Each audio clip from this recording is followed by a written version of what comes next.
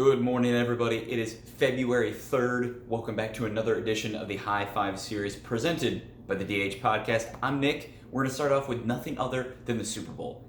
Hell yes, it's Super Bowl week. You got to be excited about it because, one, this is one of the most anticipated matchups we've ever seen. Changing of the guard in terms of QBs. We talked about yesterday that people were expecting for gambling in the market to decline almost 40%. Now, I wholeheartedly disbelieve that, but I also believe that people who create polls are going to move the goalposts so that whatever number they say, it's going to work out. They could say, well, it's illegal gambling versus legal gambling. That I'll totally get behind because there are plenty of people that are going to be doing gambling their own way. A couple things. Chiefs flew in their own barber to Tampa Bay to have them fresh, ready for the Super Bowl. And the barber gets COVID. Of course. What else could we do to cap off this week where people wouldn't have enough time to recover?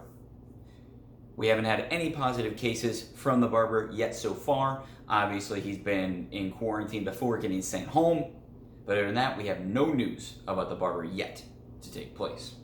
Again, we're going to keep going along with the Super Bowl storyline here is that Madden has predicted the Chiefs are going to win 37-27 against the Bucs. Now, while these scores are typically inflated because Madden is a very offensive style game, so is the NFL nowadays.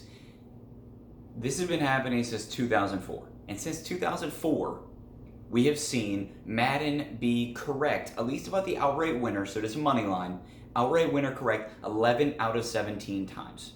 That's 65% accuracy. That's unreal. I mean, most gamblers would be considered great if they're at 55% or 58%, let alone 65% correct. So if you're looking to just play it safe, money line bet, you're going to want to go with the Chiefs.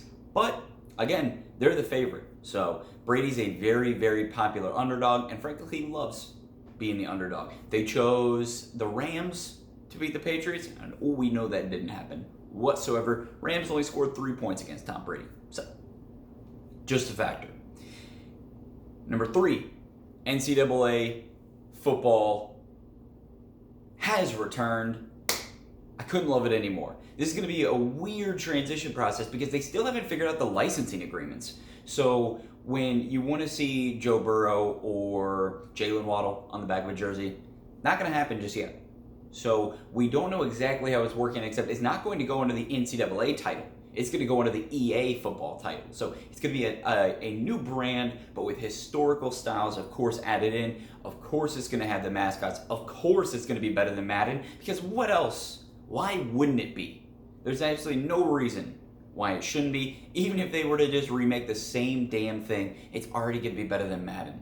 Promise you that. Because nobody wants to see some old curmudgeons out there anymore. All right. Watch out because we're going to see almost this next EA football, which I guess we have to call it now, EA NCAA football game. It's going to have a weird interim year where we're going to have blank backs of jerseys like they're the Yankees or Notre Dame, and nobody's going to know who anybody is except yet they're going to make the Clemson quarterback have super long hair.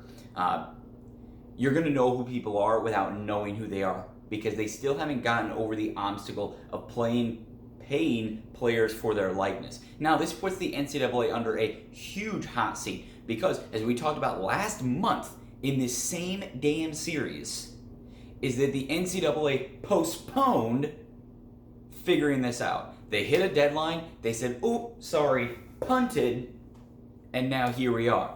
I love EA Sports putting the fire under their ass. There's nothing they deserve more than that because the NCAA, hopefully by the time I'm dead, it'll be dead too. It shouldn't exist.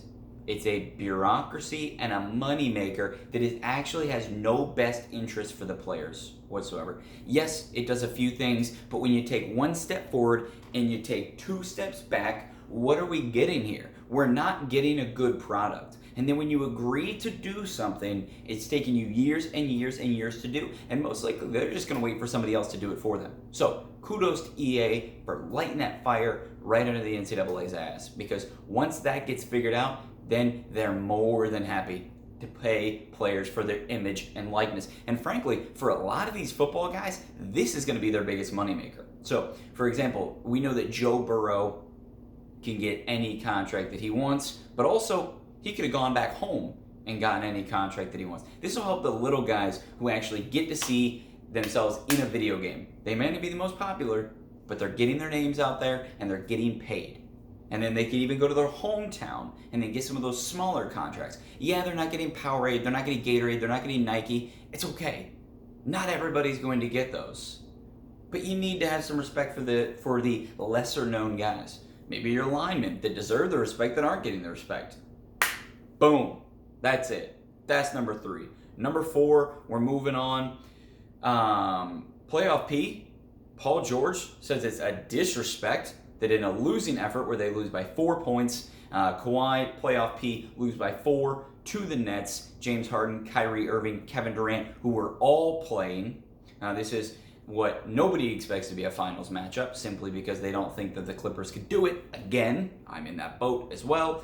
But when you have the Clippers shooting 17 trips to the line, whereas the Nets get, I think I messed that up. Clippers get 16, 17 trips to the line, and the Nets get 26.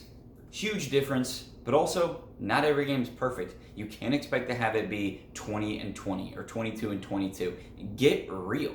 Sorry, your team just happened to commit more fouls. Or maybe the other team is simply just better at drawing fouls. I don't know what you want from a playoff P, but you're the last guy that should be complaining. Because if we're taking the 5 best guys out of both of those teams, you're number 5. You're the worst out of them. It goes Durant, goes Kawhi, goes Harden, Kyrie, you. Harden and Kyrie flip back and forth. That doesn't matter. You're at the bottom of the barrel. That's what matters. And so let the big boys talk. You give yourself a nickname, you don't live up to it. That's it. Number 5, we're going to round it out here, is that something that I actually didn't think of, and now I'm kind of feeling stupid for not thinking of this, but COVID is hitting coaches harder than it does players, which sounds obvious to say now, but we didn't really think about it. COVID is still racing through college basketball. It is ruining games, it's ruining schedules, it's hurting the function of everything that's going on as a whole, and it's really hurting college coaches. From Shaka Smart at Texas to Fred Hoiberg at Nebraska, that these guys have come out and saying, we're getting stomped. This is rocking us. We're straight up not having a good time, bro. And that's rough, because that's something that I don't think a lot of people really anticipated, where you get athletes that are young, they're monsters, and we know that most of the time they can handle it. And even in some cases, you have guys like Myles Garrett that still say they have troubles breathing. Whereas you saw them in playoff games, one drive down the field, he was already out of breath. That's an unexpected consequence, whereas guys at the top of their field. But these guys, they're not as in shape as their athletes. They're not as young as their athletes. So it should have been obvious to a lot of us to think about this. Maybe some of you brainiacs already did, and I just missed the boat. But now I'm on board. I'm on board. So keeping these guys safe is now a huge priority. And it's going to be easy to do. I think that the players and the teams themselves are taking better restrictions than the NCAA. That's saying a lot. And postponing the games or even canceling some games are going to make it easier. We're going to see a huge deal made about Indianapolis. I'm going to be talking about it a ton come next month, because I'm really excited for this. It's a huge experiment, and maybe it's going to be something that we're going to see long term. I have no idea. Probably not, but it's in the cards. Maybe. I don't know. That's your big 5, your high 5 for the day. Small side note, Jeff Bezos is stepping down. He's just going to make some other millionaire a billionaire. He's going to go worry about now being the first trillionaire. It's just going to happen. Maybe he's going to try and get back with Mackenzie, whatever the hell her name was. I don't know. Jeff, kind of good riddance. I don't know. I'm glad I don't have a drone in my house yet. All right, everybody, take care. Thank you so much for tuning in to another Hi5 edition of the DH Podcast, and we will catch you tomorrow with a new episode. Stay tuned.